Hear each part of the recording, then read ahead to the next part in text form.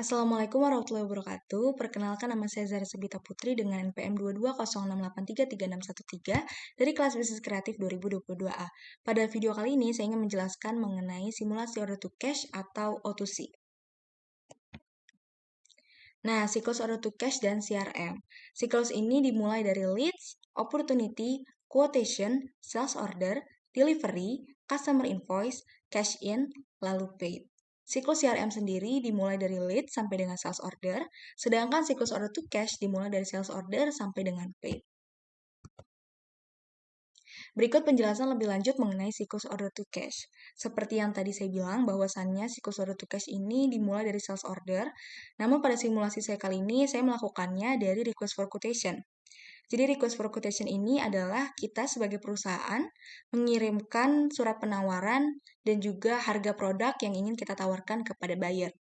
Nah, setelah buyer kita menyetujui surat penawaran tersebut, kita melakukan atau membuat sales order. Setelah sales order dibuat, kita lanjut melakukan delivery barang kepada buyer atau customer kita. Lalu berikutnya, setelah barang diterima, kita mengirimkan customer invoice atau tagihan kepada buyer untuk melakukan pembayaran. Setelah pembayaran diterima atau cash in, lalu siklus order to cash selesai. Jika teman-teman menanyakan kenapa tidak ada siklus CRM, karena pada simulasi saya kali ini adalah saya melakukan penjualan rutin di mana saya memiliki customer tetap. Jadi saya tidak perlu mencari potensi customer melalui siklus CRM lagi. Nah, baik, jadi di sini ada skenario yang saya gunakan untuk simulasi saya pada kali ini. PT Karya Zahra merupakan perusahaan yang bergerak dalam sektor manufaktur dan distribusi. PT Karya Zahra menyediakan beragam jenis peralatan industri seperti alat berat, mesin, dan lainnya. Saat ini PT Karya Zahra baru saja merilis versi terbaru dari mesin pemotong kayu atau table saw yang merupakan penyempurnaan dari versi sebelumnya. Penjualan rutin telah dilakukan oleh PT Karya Zahra terhadap PT Mega Mebel sehingga perusahaan tidak perlu mencari calon customer lagi. PT Karya Zahra pun mengirimkan penawaran kepada PT Mega Mebel dan ternyata PT Mega Mebel setuju dengan penawaran sehingga ingin melanjutkan transaksi pembelian untuk melakukan upgrade mesin dari versi sebelumnya yang telah dimiliki oleh PT Mega Mebel. Transaksi tersebut dimulai dari pembuatan sales order sampai pembayaran pesanan oleh PT Mega Mebel. Kemudian divisi sales dari PT Karya Zahra membuat quotation kepada PT Mega Mebel yang berisi expiration date pada 4 November 2023, payment yang dilakukan secara langsung atau immediate payment, produk yang dibeli table saw atau mesin pemotong kayu dengan kuantitas sebesar 15 dan unit price-nya sebesar 10 juta rupiah. Apabila quotation yang dikirimkan tersebut disetujui oleh PT Mega Mebel, maka akan dilanjutkan oleh bagian sales untuk dibuatkan sales order. Berikutnya, bagian warehouse dari PT Karya Zahra akan mengirimkan barang ke PT Mega Mebel. Setelah menunggu beberapa hari barang telah diterima oleh PT Mega Mebel, maka akan dikirimkan tagihan atau customer invoice ke PT Mega Mebel sesuai dengan quotation dan term yang ditentukan. Maka pihak finance PT Karya Zahra akan menerima uang pembayaran secara langsung atau cash dari PT Mega Mebel.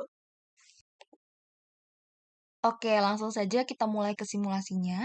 Jadi untuk simulasi kali ini, teman-teman membutuhkan 3 user, di mana 3 user tersebut adalah user sales, user warehouse, dan user finance atau accounting. Jadi di sini saya ingin masuk ke dalam user sales saya terlebih dahulu, masukkan password, lalu login. Nah, setelah terbuka modul generator, teman-teman bisa masuk ke home menu dan sales. Nah, di sini kita ingin membuat quotations baru dengan klik new. Lalu kita buat dan masukkan sesuai dengan skenario yang telah kita buat tadi. Di sini saya masukkan customer-nya yaitu PT Mega Mebel. Lalu expiration-nya itu tanggal 4 November 2023. Price list-nya kita pakai IDR. Di sini kita pakai yang public price list. Lalu untuk payment-nya karena dibayarkan langsung oleh PT Mega Mebel, jadi saya taruh immediate payment dan kita add produk. Nah, add produk di sini kita masukkan produk yang telah dipesan oleh PT Mega Mebel. Di sini PT Mega Mebel memesan table sew machine. Nah, ini ya, table sew machine, deskripsinya table sew machine. Kuantitasnya dipesan sebesar 15. Kemudian unit price-nya 10 juta. Oke, semuanya sudah. Lalu bisa dilihat di sini, dia masih new. Nah, jika kita simpan, quotation-nya akan berubah menjadi nomor seperti ini. S00059. Nah, setelah dia berubah, artinya kita berhasil menyimpan quotation baru kita langsung send by email untuk PT Mega Mebel. Nah, ini sudah ada template ya, template yang tersedia. Langsung saja kita send. Dan kalau sudah di-send, di sini di skenario kita bahwasannya PT Mega Mebel telah menyetujui quotations yang kita kirimkan. Maka kita confirm. Dan di sini sudah terlihat bahwa dia sudah menjadi sales order dan locked. Nah, di sini jika sudah selesai membuat sales order, teman-teman bisa lanjut ke dalam akun inventory atau warehouse. Di sini saya login menggunakan akun warehouse saya, password, dan login. Nah, di dalam akun warehouse saya, di sini bisa dilihat sudah berubah jadi Zara Warehouse. Teman-teman bisa langsung menuju ke modul inventory dan melihat delivery order. Nah, di sini teman-teman bisa mencari inventory dari produk yang tadi telah dipesan oleh PT Mega Mebel. Nah, di sini bisa dilihat ya, bahwasannya ini sudah sesuai dengan skenario yang dimasukkan, sales dokumennya juga sudah sesuai dengan sales order tadi. Nah, kita bisa dilihat ini, reserve. Nah, karena demand yang diminta oleh PT Mega Mebel adalah sebesar 15 dan produk yang tersedia di inventory kita ada sebesar 80, jadi nanti produk 80 ini akan berkurang sebanyak 15 produk ya. Jadi ini artinya kita mencukupi produk yang dipesan oleh PT Mega Mebel. Jadi kita kembali lagi. Nah, setelah melihat jumlah barang yang kita punya dan demand yang diminta oleh PT Mega Mebel telah sesuai dan ada produknya, kita bisa memvalidasi. Oke, selanjutnya jika produknya telah dikirimkan kepada PT Mega Mebel, kita bisa cek lagi ke dalam sales order untuk membuat invoice kepada PT Mega Mebel. Nah, jadi kita langsung saja buat create invoice. Kita create invoice. Oke, baik. Jadi sudah sesuai ya. Invoice tadi sudah kita buat. Di sini sudah terlihat delivery 1, invoice 1 artinya semua sudah dokumennya sudah terkirim, barang pun juga sudah terkirim. Nah, jadi kita bisa kembali lagi ke akun finance. Dan kita masuk melalui user finance. Nah, di sini kita refresh dulu agar datanya masuk.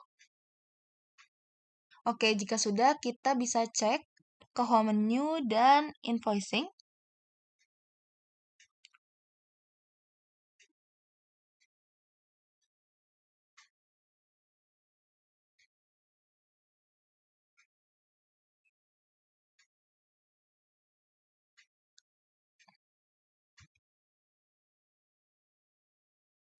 Lalu kemudian kita bisa lihat, kita bisa menyocokkan invoice tadi dengan invoice yang ada di user finance ini. Jadi kita bisa lihat kuantitasnya 15, price-nya juga 10 juta, lalu produknya benar, customer PT Mega Mebel, payment-nya immediate payment, dan currency-nya kita pakai rupiah.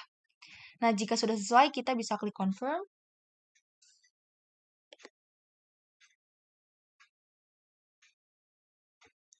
Nah, jadi sudah muncul ya kode dari customer invoice PT Mega Mebel. Nah, selanjutnya kita bisa langsung melakukan register payment. Nah, karena kita pembayaran ini cash, jadi kita tidak melalui jurnalnya, tidak melalui bank. Like cash, dan pembayaran ini dilakukan secara manual. Amount-nya sudah benar, payment date sudah benar. Invoice-nya juga sudah benar, lalu kita bisa klik create payment.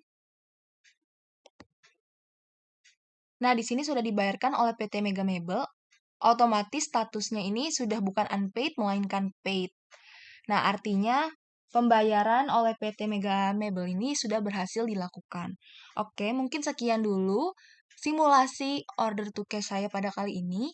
Terima kasih telah menyaksikan dan sampai jumpa di tutorial selanjutnya.